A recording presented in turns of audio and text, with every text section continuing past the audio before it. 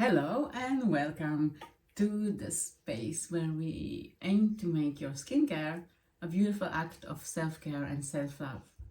Make it simple, make it easy, make it enjoyable. And today I want to talk about how can we reduce post-inflammatory hyperpigmentation. What is post-inflammatory hyperpigmentation, or in short, PIH? So PIH is a common skin concern that can affect all skin types, no matter what, and all tones of skin. It occurs when the skin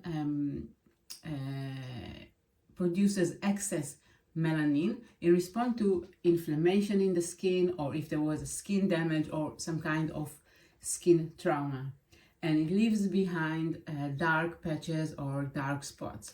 And the triggers or the traumas can be acne, breakouts, eczema, psoriasis, insect bites, and aggressive skincare treatment.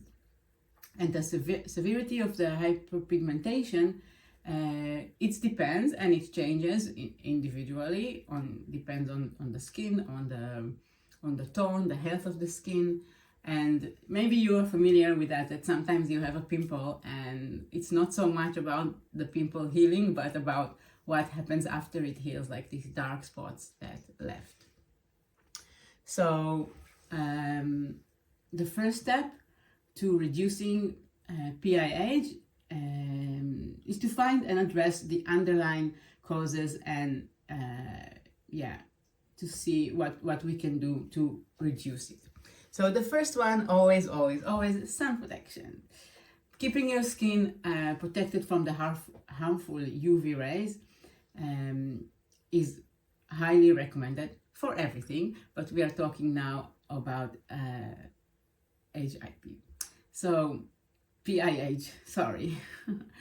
It will just preventing and help to reduce the reaction of hyperpigmentation. So everybody has to apply sun protection during the day and reapply it. But if you are more prone to PIH, please sun protection every day of the year. Another thing that can help is a gentle skincare routine. Choose a mild cleanser, gentle moisturizer, such as the sensitive skin fragrance-free cream, and try to put aside for a little bit like a very harsh ingredient, or not harsh ingredients, but let's say too many actives and too many products. Go a little bit gentle, and you can also add products that are helping with skin brightening ingredients like niacinamide, like vitamin C and alpha-arbutin. And these it's not like an immediate magic, but these ingredients are highly supporting of this treatment. Another, you can use also a topical treatment to help fade. Another group of actives can be retinols and AHA, like so alpha hydroxy acid. I know I said not too many active, but these are, you don't have to go on the, but these will help. And this one I will do maybe after consulting a professional, a beautician or a dermatologist.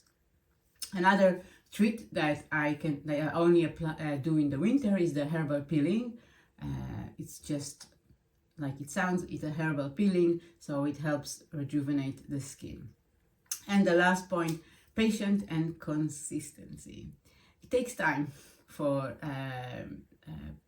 PIH to fade, and consistent skincare practice is critical for lasting improvements. There is no quick fix for that, unfortunately, and you have to be patient and consistent with your routine. So post-inflammatory hyperpigmentation can be addressed effectively with the right strategies. So I always emphasize again, protection, gentle treatment, and professional treatment to help you address this. If you have any questions, you're always, as always, welcome to contact me.